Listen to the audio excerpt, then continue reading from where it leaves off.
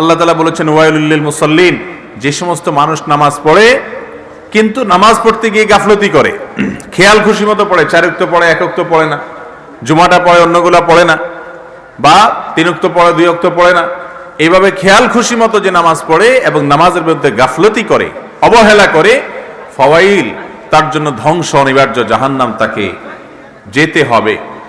মুহতারাম হাজিরিন, এই নামাজের 2টা অংশ আছে, 2টা পার্ট আছে। আমরা যে সালাত পড়ি এর 2টা দিক আছে, একটা হলো বাহির আর একটা হলো ভেতর। নামাজের কয়টা দিক আছে ভাই? 2টা দিক। একটা হলো নামাজের বাহির, বডি, আরেকটা হলো রূহ বা প্রাণ, আত্মা, ভেতর। নামাজের বাহিরের অংশ অর্থাৎ সকল কার্যক্রম, সকল রোকন, সকল ফরজ ওয়াজিবগুলো যথাযথভাবে সুন্দর করে ঠিকঠাক মতো করতে পারা, এটাকে বলা হয় খুদু। আর নামাজের ভেতরটাকে ঠিক করতে পারা অর্থাৎ মনোযোগের সাথে, একাগ্রতার সাথে, আল্লাহ তাআলার কথা পরিপূর্ণভাবে স্মরণে রেখে যেভাবে যেই মন নিয়ে নামাজ পড়া দরকার সেরকম মন নিয়ে নামাজ পড়তে পারা, এটার নাম হলো খুশু। তাহলে 2টা জিনিস হলো, একটা হলো খুশু আর একটা হলো খুদু। খুদু যেটা নামাজের বাহিরের কর্মকাণ্ড, এর ব্যাপারে আমাদের অনেকের মধ্যে ব্যাপক গাফিলতি আছে, অলসতা আছে। আমাদের অনেক ভাই আছেন যারা নামাজ পড়েন কিন্তু সেই নামাজ আল্লাহর দরবারে গ্রহণযোগ্য হওয়ার মতো নামাজ না। সেই নামাজটা হলো তুফান মিলের নামাজ, 4G বা 5G গতির নামাজ। নবী করিম সাল্লাল্লাহু আলাইহি সাল্লাম বলেছেন, চোরদের মধ্যে সবচেয়ে নিকৃষ্ট চোর কে? পয়সা চুরি করে, গরু চুরি করে, এটা চুরি করে, সেটা চুরি করে, এই যত চোর পৃথিবীতে আছে, এই সকল চোরদের মধ্যে সবচেয়ে খারাপ চোর ওই ব্যক্তি যে নামাজ চুরি করে। নামাজ চুরি করে, নামাজ আবার চুরি করে কেমনে? এটা কি চুরি করার জিনিস? নামাজ চুরি করার মানে হলো দাঁড়ায় কোন রকম সূরা ফাতিহা অন্য সূরা মিলাইতে না মিলাইতে, রুকুতে যাইতে না যাইতে আবার উঠলো, মানে হুটহাট করে ফেললো, ফাঁকি দিল, যেভাবে করা দরকার সেভাবে করলো না, এটা হলো নামাজ চোর। এই নামাজ চোরকে নবী করিম সাল্লাল্লাহু আলাইহি সাল্লাম বলেছেন, অন্য জিনিসপত্র যেগুলা যতজন চুরি করে বা যত আইটেমের চোর আছে এর মধ্যে সবচেয়ে খারাপ চোর। সারা বিশ্বের সমস্ত উলামা একরাম, সকল মত পথের সব উলামা একরাম একমত যে নামাজের মধ্যে তামানিনা বা দৃঢ়স্থিরতা এটা অবলম্বন করা আবশ্যক, ওয়াজিব। অনেক ইমামরা ফরজ বলেছেন। নামাজের মধ্যে ধীরে ধীরে যদি কেউ নামাজ না পড়ে তাহলে সে ওয়াজিব তরক করলো, তার নামাজই হবে না। একবার একজন ব্যক্তি রাসূল আকরাম সাল্লাল্লাহু আলাইহি সাল্লামের কাছে আসলেন মসজিদে নববীতে। আসার পর লোকটা একা একা নামাজ পড়েছেন, জামাত হয়তো আগে হয়ে গেছে। তিনি নামাজ পড়ে নবী করিম সাল্লাল্লাহু আলাইহি সাল্লামের কাছে এসে সালাম দিলেন। নবীজি সাল্লাল্লাহু আলাইহি সাল্লাম সালামের জবাব দিয়ে বললেন, কুম ফাসাল্লি ফাইন্নাকা লাম তুসাল্লি, দাঁড়াও তুমি আবার নামাজ পড়ো, কারণ তোমার নামাজ হয় নাই। বেচারা গিয়ে আবার নামাজ পড়ছে। এরপরেও একইভাবে নামাজ পড়ে এসে সালাম দিয়েছে। নবী করিম সাল্লাল্লাহু আলাইহি সাল্লাম তাকে আবারও ফেরত দিলেন, বলে নামাজ হয় না, আবার পড়ো। এভাবে 3 বার পড়াইছে, কোন কোন বর্ণনায় 4 বারের কথা আসছে। এরপরে লোকটা এসে বলতেছেন, ইয়া রাসূলুল্লাহ, ওই আল্লাহর শপথ করে বলছি যে আল্লাহ আপনাকে রাসূল করে, নবী করে প্রেরণ করেছেন আমাদের মাঝে, আমি এর চাইতে ভালো করে আর নামাজ জানি না, আপনি আমার শিখিয়ে দেন তাহলে। তখন রাসূল করিম সাল্লাল্লাহু আলাইহি সাল্লাম তাকে নামাজ শিখিয়ে বললেন যে তুমি যখন নামাজের জন্য দাঁড়াবে তখন তুমি খুব সুন্দরভাবে দৃঢ়স্থিরতার সাথে সূরা কেরাত পড়বে। এরপর যখন রুকুতে যাবে তাহলে রুকু করবে তুমি হাত্তা তাতমাইন্না রাকিআন, তুমি রুকুতে গিয়ে একেবারে স্থির হয়ে শরীরের অর্ধেককে ভেঙে দিয়ে আল্লাহর সামনে অবনত হয়ে একটু স্থির হয়ে থাকবা। তারপরে তুমি উঠবা। মাথা খাড়া করার পর সোজা করেই আবার দৌড় দিবা এটা না, সোজা করে তোমাকে কিছুক্ষণ অপেক্ষা করতে হবে। কমপক্ষে একবার সুবহানাল্লাহ বলতে যে পরিমাণ সময় লাগে, টান টান আগে সোজা হবেন, এরপরে সুবহানাল্লাহ বলে অপেক্ষা করবেন, তারপরে আবার রুকুতে যাবেন। রুকুতে যাওয়ার পরে স্থির হয়ে অপেক্ষা করবে, এরপরে রুকুর তাসবিহগুলো পড়ার পর আবার বসবে, বসার পর আবার স্থির হয়ে একটু অপেক্ষা করতে হবে, তারপরে আবার সিজদা করবে। এইভাবে গোটা নামাজ পড়তে হবে। রাসূল আকরাম সাল্লাল্লাহু আলাইহি সাল্লাম যেভাবে নামাজ শিখাইছেন, এইভাবে নামাজের সাথে আমাদের মসজিদগুলোতে বা আমরা ব্যক্তিগত জীবনে বাসা বাড়িতে যে আইটেমের নামাজ পড়ি, আপনি যদি মিলায় দেখেন দেখবেন যে আমাদের বেশিরভাগ লোকের নামাজ হয় না। আমরা শুধু উঠবস করি। আমরা শুধু কি করি ভাই? উঠবস করি।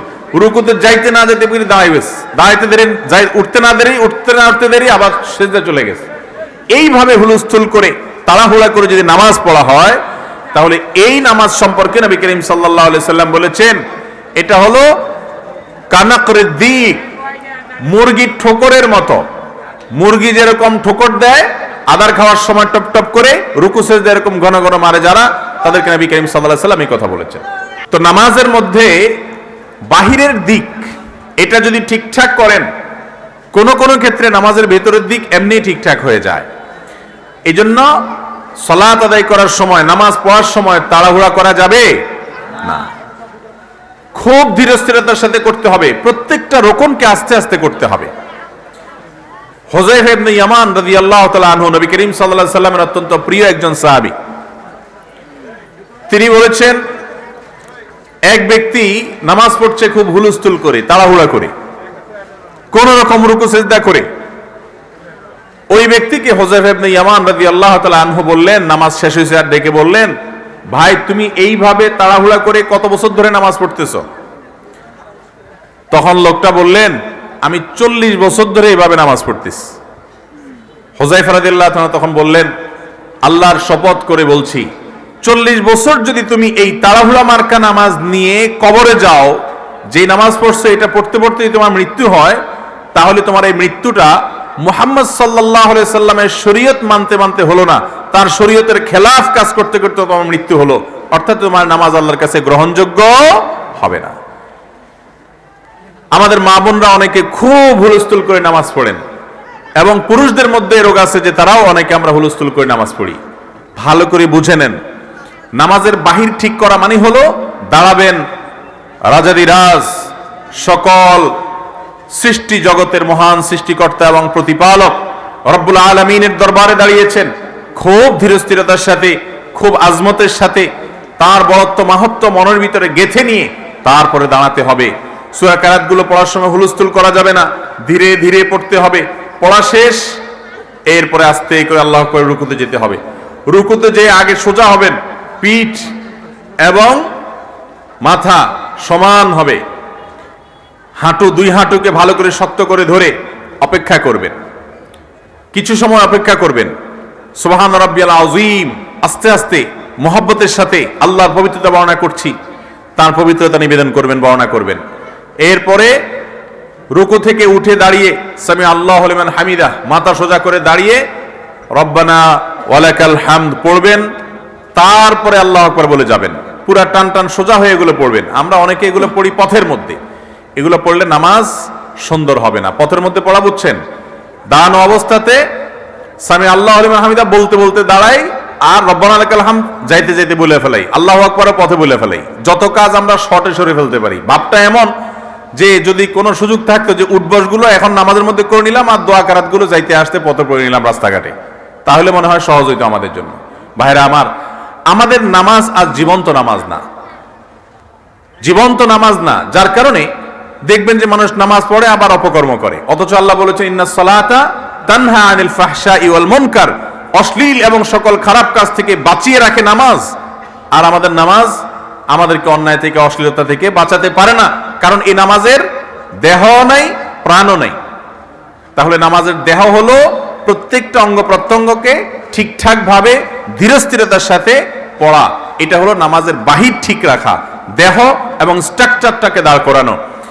আজ থেকে আমরা সবাই নিয়ত করব ইনশাআল্লাহ 5 ওয়াক্ত নামাজ এবং যত নামাজ আমরা পড়বো, অন্য সুন্নাত নফল সমস্ত নামাজগুলোকে যে যত আস্তে আস্তে পড়তে পারবেন, ধীরে ধীরে পড়তে পারবেন, সময় নিয়ে পড়তে পারবেন, তার নামাজ আল্লাহর কাছে তত সুন্দর, তত গুরুত্বপূর্ণ, তত মর্যাদাপূর্ণ, তত দামি। চেষ্টা করবো তো ইনশাআল্লাহ, খুব ধীরস্থিরতার সাথে পড়বো। শয়তান আমাদেরকে নামাজের মধ্যে দাঁড়াইলে দুনিয়ার সব কথা মনে করাই দেয়, আরে ওই কাজ বাকি আছে, সেই কাজ বাকি আছে, অমুক কাজ রয়েছে, এই জন্য তাড়াহুড়া করে নামাজ শেষ করতে হবে। অথচ আমরা 4 রাকাত নামাজ পড়তে মিনিমাম 10 থেকে 12-13 মিনিট সময় দেওয়া উচিত, তাহলে যে মোটামুটি সেটা কোন রকমের নামাজ হবে।